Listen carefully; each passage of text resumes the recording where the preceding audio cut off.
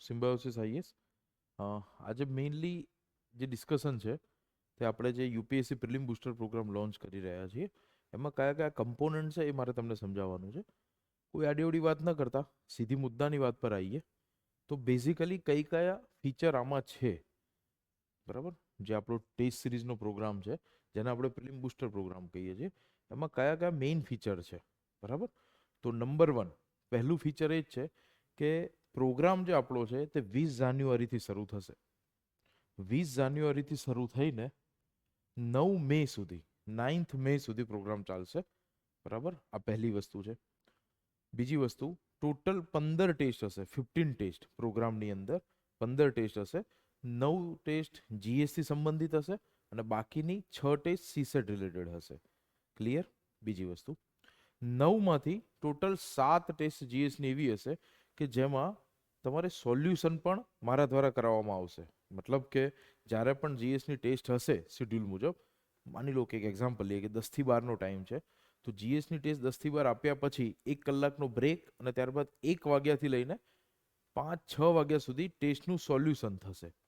એક એક એમસીક્યુને આપણે સોલ્વ કરીશું અને એના રિલેટેડ કેટલીક આઈએમપી બાબતોને અહીંયા ભણીશું પણ, અને ખાસ કરીને એ પોઈન્ટથી રિલેટેડ પીવાયક્યુ. બીજી વસ્તુ, સોલ્યુશન કેમ ઇમ્પોર્ટન્ટ છે? જનરલી તમે એક વસ્તુ માર્ક કરી હોય કે પ્રિપેરેશનમાં આપણે ખાલી ટેસ્ટ સોલ્વ કરીએ છીએ. કદાચ બની શકે કે ઇનિશિયલી નવી નવી ટેસ્ટ સિરીઝ લીધી હોય તો 1-2 ટેસ્ટ કરીશું, પછી છે ને આપણે ફટાફટ ખાલી આન્સર જોઈ લેશું. તો આ રીતે ટેસ્ટ આપવાનો એટલું બેનિફિટ નથી જેટલો એના સોલ્યુશનથી બેનિફિટ થાય. હું તમને આગળ શિડ્યુલ સમજાવું ત્યારે સમજાવું કે એનાથી શું શું ફાયદા થઈ શકે, બટ સોલ્યુશન તો થવું જ જોઈએ. એટલે 9 ટેસ્ટ છે જે જીએસની, એમાંથી 7 ટેસ્ટનું સોલ્યુશન હશે. લાસ્ટમાં જે 2 ટેસ્ટ હશે, જે ફાઇનલ ટેસ્ટ આપણી હશે, એમાં સોલ્યુશન નહીં હોય, એમાં સીધા તમને આન્સર આપી દેવામાં આવશે.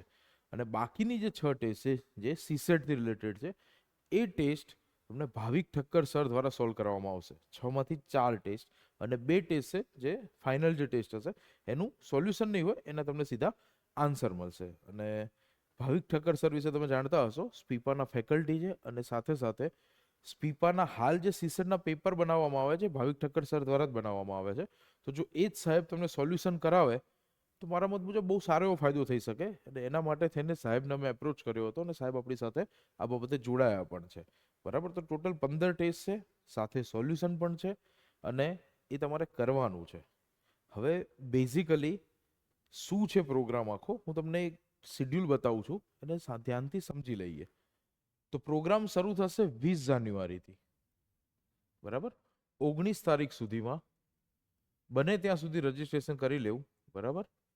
કારણ કે તેના પછી જે ગ્રુપ બનશે ટેલિગ્રામનું, એની અંદર 20 થી 25 જાન્યુઆરી પોલિટી સબ્જેક્ટ અને એ સબ્જેક્ટ રિલેટેડ ડેઇલી સબ્જેક્ટના ટાસ્ક આવશે તમારે ટેલિગ્રામ ગ્રુપમાં.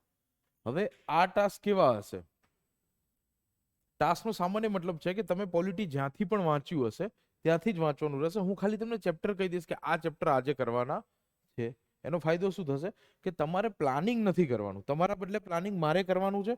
તમારે બસ ખાલી જે કહું છું ને એક્ઝિક્યુટ કરવાનું છે, જેથી કરીને આપણું ધ્યાન એક્ઝિક્યુશન પર રહે, ઓવર પ્લાનિંગ ઉપર ના રહે. તો માની લો એક્ઝામ્પલ લઈએ કે ઇનિશિયલી પહેલા દિવસે મેં તમને ટાસ્ક આપ્યો છે નંબર 1 કે ભાઈ કોન્સ્ટિટ્યુશન એસેમ્બલી, નંબર 2 પ્રિએમ્બલ. એવી રીતે હું તમને કહી દઈશ કે આટલા ચેપ્ટર તમારે વાંચવાના થશે. ક્યાંથી વાંચવાના? જ્યાંથી પણ વાંચ્યા હોય ત્યાંથી, જે પણ બુક ફોલો કરી હોય. હવે કોઈ બુક ચેન્જ કરવાનો મતલબ છે નહીં. તો પહેલી વસ્તુ. બીજો, ડેઇલી 1 કલાક આ જે રેન્ડમ રિવિઝન ટાસ્ક લખ્યું છે આ તમારે મને આપવાનો રહેશે. મતલબ અહીં હું તમને ડેઇલી બેઝિસ પર 1 કલાકના એવા ટાસ્ક આપીશ કે જે વારંવાર પૂછાતા ટોપિકમાંથી હોય.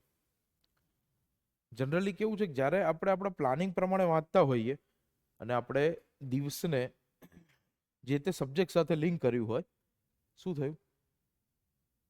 જે તે સબ્જેક્ટ સાથે લિંક કર્યા હોય, જેમ કે આપણે વિચાર્યું છે કે 3 દિવસમાં પોલિટી પતાવું, તો મારા 8-10 વર્ષના અનુભવ પરથી એક વસ્તુ મેં ખાસ માર્ક કરી છે કે 3 દિવસમાં પોલિટી પતાવવા પાછળ આપણી એનર્જી વધારે હોય છે, નહીં કે પોલિટીને સમજવા પાછળ.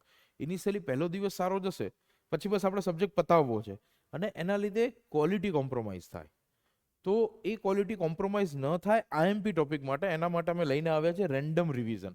રેન્ડમ રિવિઝનનો મતલબ છે કે યુપીએસસી પ્રિલિમમાં પૂછાઈ શકે તેવા 70 થી 80 જે મેઇન ટોપિક છે એમાંથી કોઈ ને કોઈ ટોપિક હું તમને ડેઈલી 1 કલાક વાંચવા માટે આપીશ. એ કોઈ પણ સબ્જેક્ટના હોઈ શકે. બની શકે એક આખો ટોપિક પણ હોય, જેમ કે માની લો કે આપી દીધું ઇન્ડિયન રિવર.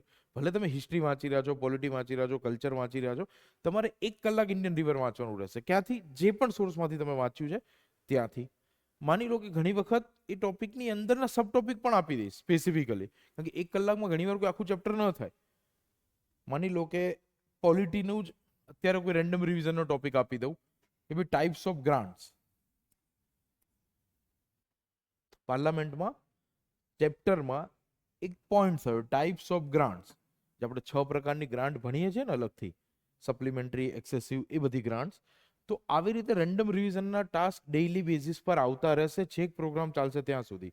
મોટિવ એ જ છે કે તમારા લેવલ પર તો તમે રિવિઝન કરશો, પરંતુ સાથે સાથે જે આઈએમપી ટોપિક છે મલ્ટિપલ ટાઈમ રિવાઇઝ થવા જોઈએ. કયા ટોપિક હશે, શું હશે, એ મારે તમને આપવાનું છે. તમારે બસ ખાલી હું તમને આપી દઉં, એને સારી રીતે વાંચી લેવાનું છે. આ તમારું મેઇન કામ છે. ક્લિયર? ત્રીજી વસ્તુ, ડેઈલી 2 અવર સીસેટ પણ કરવાનું રહેશે. સીસેટ ભણાવવાનું નથી, આ કોઈ બેચ નથી સીસેટની, પણ ડેઈલી 1.5 થી 2 કલાક સીસેટના પણ ટાસ્ક આવશે. માની લો કે અહીં તમને કહી દીધું કે આજે એવરેજ અને સ્પીડ અને ટ્રેન્ડ, આજે ચેપ્ટર છે એના ઉપર વર્ક કરવાનું છે. તો તમારે આના ઉપર વર્ક કરી લેવાનું, જ્યાંથી પણ વાંચ્યું હોય. કોઈ ક્લાસ કરેલા હોય, કોઈ નોટ્સ બનાવેલી હોય, યુટ્યુબ પરથી વિડીયો જોતા હોય. મુદ્દો એ છે કે આ વસ્તુ થઈ જવી જોઈએ. એટલે ડેઈલી તમારે 3 ટાસ્ક આવશે. એક જે તમારો સબ્જેક્ટ છે એ, પ્લસ રેન્ડમ રિવિઝન 1 અવર માટે અને 1.5 to 2 અવર સીસેટ પ્રેક્ટિસ. તમે માનીને ચાલો કે લગભગ 10 કલાકનું વર્ક રહેશે, તો જ તમે સારી રીતે આ ટાસ્ક સાથે કોપઅપ કરી શકશો. ક્લિયર? તો આ થયું જે પણ સબ્જેક્ટ હશે એ દિવસે તમને કેવી રીતે ટાસ્ક મળશે. પછી 26 જાન્યુઆરીએ પોલિટીની ટેસ્ટ હશે, અને એ ટેસ્ટ હશે ફૂલ લેન્થ. ફૂલ લેન્થ ટેસ્ટ મીન્સ અહીં સબ્જેક્ટ તો એક જ હશે, પણ ક્વેશ્ચન 100 હશે. ક્વેશ્ચન કેટલા હશે? 100. અને આ ટેસ્ટનું સોલ્યુશન હું તમને કરાવીશ. એટલે સમજો કે 5 થી 6 દિવસ તમે કોઈ વિષય વાંચો છો, સતત વાંચ્યું છે, 6થા દિવસે, 7મા દિવસે તમે એ વિષયની ટેસ્ટ આપો છો. એટલે 100 MCQ જ્યારે તમે એને સોલ્વ કરો ત્યારે 100 અલગ અલગ ટોપિક પર તમે બ્રેઇનસ્ટોર્મ કર્યું. પછી જ્યારે એનું હું તમને સોલ્યુશન કરાવીશ, એટલે પાછું એ જ ટોપિકને પાછું તમે બ્રેઇનસ્ટોર્મ કરશો. સાથે સાથે હું કેટલીક બાબત તમને ભણાવીશ. તો બહુ બધી વાર જ્યારે મલ્ટિપલ રિવિઝન એક વીકમાં થઈ જશે, તો ઘણી બધી કામની બાબતો માઇન્ડમાં બેસી જશે. બીજું, સોલ્યુશન આપણા તો એવી રીતે હોય છે કે હું તો સોલ્યુશન કરાવતો હોઉં છું, પણ સાથે સાથે જે બીજા પણ સ્ટુડન્ટ હોય છે એમને પણ કહેવાનું હોય છે. માની લો કે એક્ઝામ્પલ આપું કે મેં કોઈ મેથડથી તમને MCQ સોલ્વ કરાવી દીધો, અને એમાં તમને એલિમિનેશન શીખવાડી દીધું કે આમાં આ ટ્રીકથી આવી શકે છે, આને એપ્લાય કરો આવી જશે. બની શકે કોઈ સ્ટુડન્ટની પાસે કોઈ અલગ ટ્રીક છે, અને એ યુઝ કરીને એને ફાયદો પણ થયો, ક્વેશ્ચન સાચો પડ્યો, તો આપણી સાથે શેર કરશે. તો સાથે મળીને આપણે આને સોલ્વ કરીશું. સમજ્યા? તો સતત 4 થી 5 કલાક થાય છે 100 MCQ ને સોલ્વ કરતા. બીજું મારો એ પણ પ્રયત્ન હોય છે કે આપણે MCQ સોલ્વ કરીએ ત્યારે એ MCQ રિલેટેડ જે પણ PYQ હોય ને એને હું સાથે સાથે તમને કહેતો જાઉં. બહુ બેઝિક બાબતોમાં નહીં, પણ જ્યાં જ્યાં મને જરૂર લાગે ત્યાં ત્યાં. ક્લિયર? તો આ રીતે આપણો એક સબ્જેક્ટ પત્યો. સમજી રહ્યા છો શું કહેવા માંગુ છું? આ રીતે આપણો એક સબ્જેક્ટ પત્યો. હવે એના પછી 27 જાન્યુઆરીથી 1 February geography. Same method, daily subject task, random revision task, CSAT task. 2 February જીઓગ્રાફીની test, full length test, 100 MCQ, હું સોલ્યુશન કરાવીશ. પછી 3 થી 8 ફેબ્રુઆરી હિસ્ટ્રી કલ્ચર, સેમ વસ્તુ. 9 ફેબ્રુઆરીએ તમારી સીસેટની ટેસ્ટ હશે. એટલે એકચ્યુઅલમાં તમારે 3 ફેબ્રુઆરીથી 15 ફેબ્રુઆરી સુધી હિસ્ટ્રી અને કલ્ચર કરવાનું છે, પણ વચ્ચે 9 ફેબ્રુઆરીના તમારી સીસેટની ટેસ્ટ હશે, અને એ ટેસ્ટનું સોલ્યુશન તમને ભાવિક ઠક્કર સર કરાવશે. જેવી રીતે હું GS નું કરાવીશ એવી રીતે સર સીસેટનું સોલ્યુશન કરાવશે. ક્લિયર? પછી 10 થી 15 ફેબ્રુઆરી હિસ્ટ્રી કલ્ચર, 16 ફેબ્રુઆરીએ હિસ્ટ્રી અને કલ્ચરની ટેસ્ટ વિથ સોલ્યુશન. તો આવી રીતે છે ને આપણા સબ્જેક્ટ આગળ વધશે. સમજી રહ્યો છો શું કહું છું? ક્લિયર? એક વખત આ PDF ને હું ટેલિગ્રામ ગ્રુપમાં મૂકું છું, એક વખત જોઈ લેજો. એવી રીતે 17 થી 22 ફેબ્રુઆરી ઇકોનોમી, 23 ફેબ્રુઆરીએ સીસેટની ટેસ્ટ, 24 ફેબ્રુઆરીથી 1 માર્ચ એન્વાયરમેન્ટ અને સાયન્સ ટેક પ્રિપેર કરવાનું રહેશે. ત્યારબાદ 2 માર્ચ એન્વાયરમેન્ટ, સાયન્સ ટેક ને ઇકોનોમીની ટેસ્ટ, આ ત્રણેય સબ્જેક્ટની સાથે ટેસ્ટ હશે વિથ સોલ્યુશન. પછી 3 માર્ચથી લઈને 11 માર્ચ સુધી તમારે કરંટ અફેર કરવાનું છે. વચ્ચે 9 માર્ચના સીસેટની ટેસ્ટ છે સોલ્યુશન વાળી, પણ 3 થી લઈને 11 March current affair, 12 March sorry, અને 13 માર્ચે તમારી કરંટ અફેરની ટેસ્ટ હશે, એ પણ સોલ્યુશન સાથે. ક્લિયર? એટલે અહીં 13 માર્ચે તમારો સિલેબસ એક વખત સારી રીતે વંચાશે, તમારી ટેસ્ટ અપાઈ જશે, ટેસ્ટનું સોલ્યુશન થઈ જશે, રેન્ડમ રિવિઝનના કેટલાક આઈએમપી ટોપિક થઈ ગયા હશે, સીસેટની 3 ટેસ્ટ થઈ ગઈ હશે, જેથી કરીને એમાં પણ તમને આઈડિયા આવી જાય. સોલ્યુશન સાથેની ટેસ્ટ હશે, સીસેટમાં સોલ્યુશન વધારે ઇમ્પોર્ટન્ટ છે. એક એક ચેપ્ટર સારા આવડવા જરૂરી છે, પણ એનાથી વધારે ઇમ્પોર્ટન્ટ સોલ્યુશન છે, ટાઈમ મેનેજમેન્ટ છે. બરાબર? તો અહીં તમારે 13 માર્ચે તમારો ઓલમોસ્ટ સિલેબસ વાંચનના લેવલ ઉપર એક વખત પતી જશે. પછીનું જે પ્લાનિંગ છે એ એવી રીતે કર્યું છે કે જેથી કરીને તમારું રિવિઝન પણ થાય અને સાથે સાથે કામની બાબતો પણ સતત પ્રિપેર થતી રહે. જોઈએ આપણે આ કન્ટેક્સમાં 14 માર્ચથી 22 માર્ચ, 13 માર્ચે કરંટ અફેરની ટેસ્ટ પત્યા પછી 14 માર્ચથી 22 માર્ચ પીવાયક્યુ અને કરંટ અફેરની ટેસ્ટ હશે. એનો મતલબ શું થયો કે 14 માર્ચથી લઈને 22 માર્ચ સુધી તમારે પ્રીવિયસ યર ક્વેશ્ચન ખાલી અને ખાલી દરેક સબ્જેક્ટના પીવાયક્યુ જ કરવાના છે. હવે કઈ રીતે એક્ઝેક્ટલી કરવાના છે ને બેચમાં જોડાયા પછી હું તમને સમજાવીશ કે તમારે એને પ્રિપેર કઈ રીતે કરવાના છે. પણ આખું એક વીકથી વધારે સમય ડેડિકેટેડલી પીવાયક્યુને આપવાનો છે. પ્લસ જે અહીંયા કરંટ અફેર વાંચ્યું ને એને તરત રિવાઇઝ કરી લેવાનું છે. શા માટે? કારણ કે નવી વસ્તુ છે કરંટ અફેર. સ્ટેટિક જે આગળ સબ્જેક્ટ થાય ઘણા ટાઈમથી આપણે વાંચતા આવતા હોય છીએ, કરંટ અફેરને રિવિઝન માંગે છે, તો પીવાયક્યુ કરીએ અને પાછું જે આગળ કરંટ અફેર છે એક રેપિડ રિવિઝન કરી લઈએ, જેથી કરીને 23 માર્ચે પીવાયક્યુ અને કરંટ અફેરની ટેસ્ટ આપણે આપવાની થશે, એ પણ સોલ્યુશન સાથે હશે. ક્લિયર? પછી 24 માર્ચથી 12 એપ્રિલ આ જે સમયગાળો છે, 24 માર્ચથી 12 એપ્રિલ, એમાં તમારે જેટલા પણ વિષય આપણે વાંચ્યા એનું રિવિઝન કરવાનું રહેશે. 24 માર્ચથી 12 એપ્રિલ તમે તમારી રીતે રિવિઝનનું પ્લાનિંગ બનાવી શકો છો. મને પૂછી લેશો તો હું પણ તમને બનાવીને આપીશ ઇન્ડિવિજ્યુઅલ બેઝિસ પર. મેઇન વસ્તુ એ છે કે અહીંયા હું બધાને એક ઢાંચામાં ન બાંધી શકું કે હું કહું એ સબ્જેક્ટ તમારે પહેલા રિવાઇઝ કરવો. હા, એક એક ઇન્ડિવિજ્યુઅલને ડાઉટ હશે હું સોલ્વ કરીને આપી દઈશ કે આ રીતે તમારે કરવું જોઈએ. પણ 24 માર્ચથી 12 એપ્રિલ આમાં તમારે દરેકે દરેક સબ્જેક્ટને રિવાઇઝ કરવાના છે. ઓલમોસ્ટ તમે માનીને ચાલો કે તમારી પાસે 3 વીક જેટલો સમય છે રિવિઝન માટે, અને સફિશિયન્ટ છે.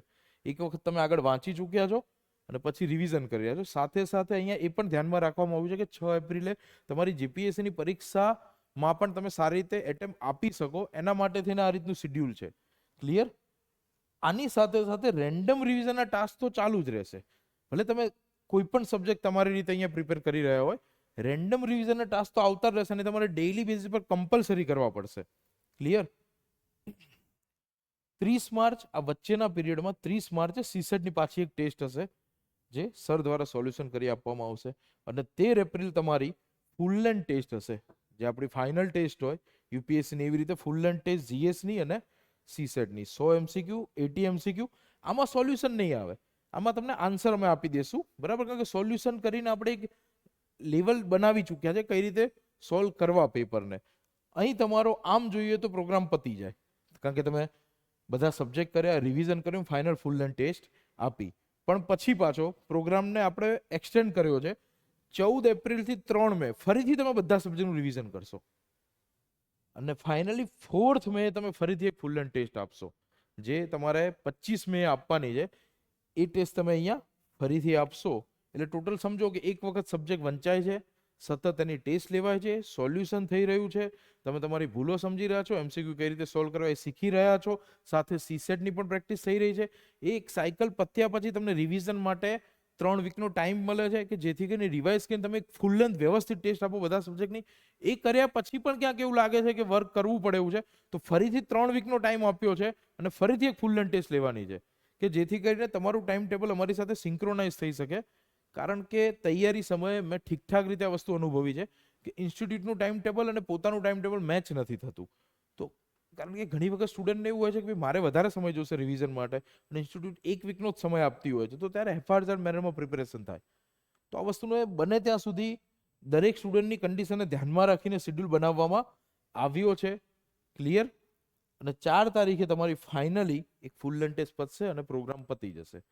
એના પછી 9 તારીખે પણ એક ટેસ્ટ રાખી છે, એ તમારે આપી છે, તમારી ચોઈસ ઉપર છે, પણ હું કહીશ કે આપો, કારણ કે તમે ઓલરેડી 3 વખત સબ્જેક્ટ વાંચી ચૂક્યા છો, ટેસ્ટ આપી ચૂક્યા છો, તો 4 તારીખે ટેસ્ટ પતે પછી 5, 6, 7, 8 હું કહીશ ફરીથી પીવાયક્યુ કરી નાખો બધા રિવાઇઝ, અને આપણે 9 તારીખે પીવાયક્યુની ફરીથી એક ટેસ્ટ આપીએ, અને પછી તમે તમારી રીતે જેમ થાય એમ રિવિઝન કરીને સરસ રીતે 25 મે ટેસ્ટ આપી શકો છો. સમજી રહ્યા છો શું કહેવા માંગુ છું?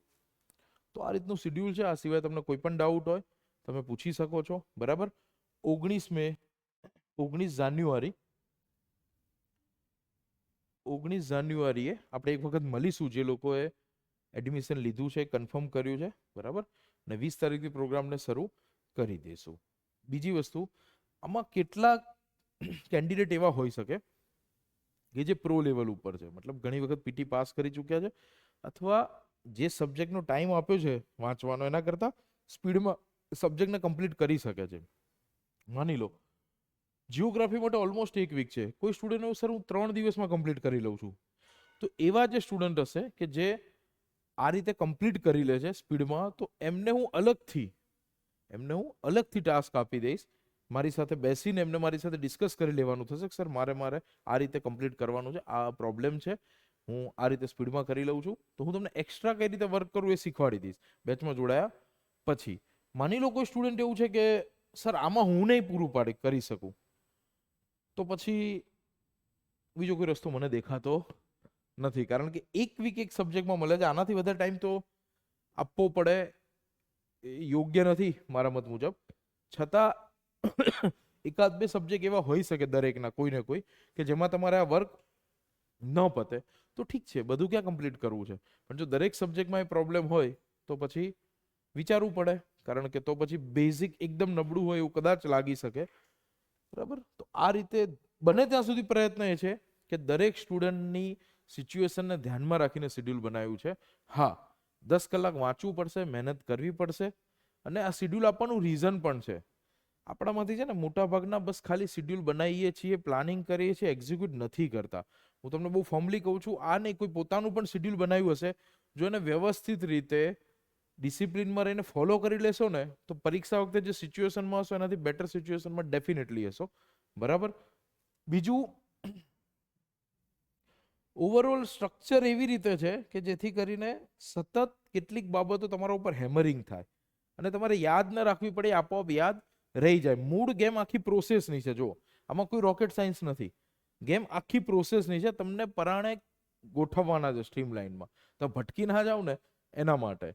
ક્લિયર? તો આ બધી બાબતો છે. તેમ છતાં આ કન્ટેક્સમાં હા, એક બીજી વસ્તુ રહી ગઈ કે સીસેટમાં કેટલીક વખત હું પણ તમારા થોડા એવા સેશન લઈશ.